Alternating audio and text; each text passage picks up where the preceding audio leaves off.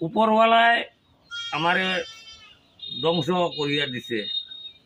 এখন সরকার যদি আর্থিক কিছু সাহায্য সহযোগিতা করে আর কি, আমি গরিব মানুষ, তাহলে গরিব মানুষ বাঁচিয়ে থাকতাম।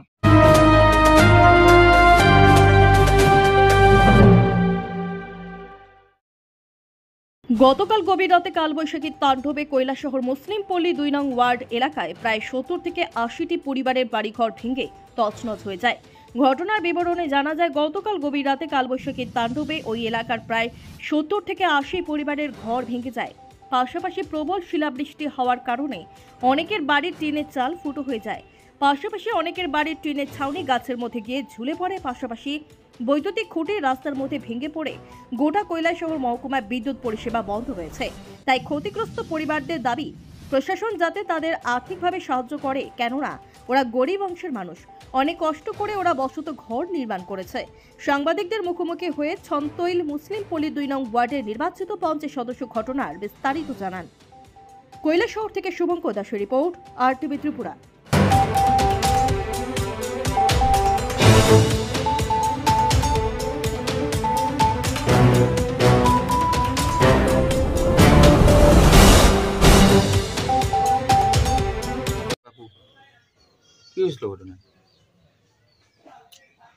কি হয়েছিল আপনার ঘরে?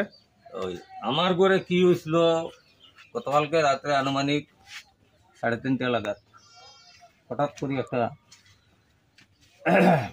তুফান শুরু হয়েছে। প্রথম একটু তুফান শুরু হইতেই আমি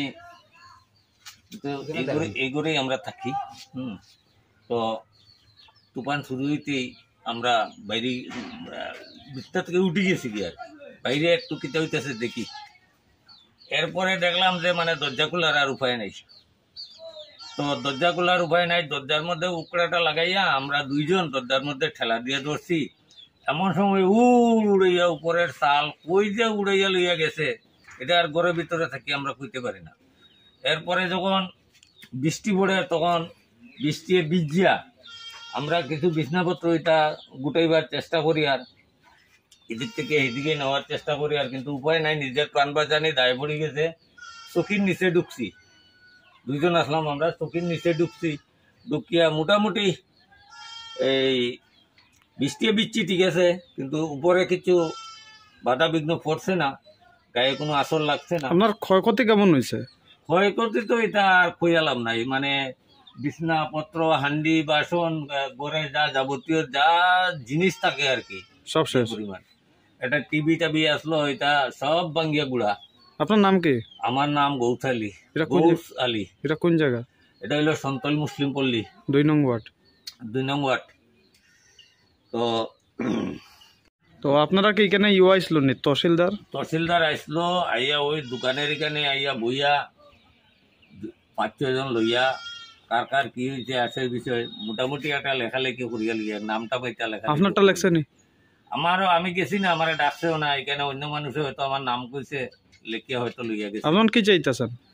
আমি উপরওয়ালায় আমারে ধ্বংস করিয়া দিছে। এখন সরকার যদি আর্থিক কিছু সাহায্য সহযোগিতা করে আর কি, আমি গরিব মানুষ, তাহলে গরিব মানুষ বাঁচিয়ে থাকতাম। আর এর বেশি আমার তো আর কারোর কাছে কিছু সামান নাই যে কেউ আমার কিছু দিলেই বহামরি, এটা তো আর চাইয়াও লাভ নাই আর কইয়াও লাভ নাই। ঠিক আছে। হ্যাঁ, কি হয়েছিল এখানে? গতকালকে ভোরবেলা প্রায় 3:30 থেকে 4টার মধ্যে একটা তুফান ঝড় বৃষ্টি, যেটার যে শিলাবৃষ্টি হয়েছে, শিল যেটি হয়েছে, এই শিলটি অন্ততকে 500 থেকে 700 ওজনের। এই চন্তৈল গাউসভার 2 নম্বর ওয়ার্ডের মুসলিমপল্লী এলাকাতে অন্ততকে 70 থেকে 80টা ফ্যামিলির এমনভাবে আক্রান্ত হয়েছে, ঘর বাড়ি কোনোটা গাছের উপরে টিন, পুরা ঘরের চাল, কোনোটা ঘর বাড়ি একদম মাটির সঙ্গে মিশিয়ে দিছে। পাশাপাশি এই এলাকার সবজির থেকে লাগাইয়া যত ধরনের ক্ষেত আসছিল, গাছপালা, কারেন্টের খুঁটি, সব কিছু একবারে ছিন্ন বিচ্ছিন্ন করিয়া রাখছে।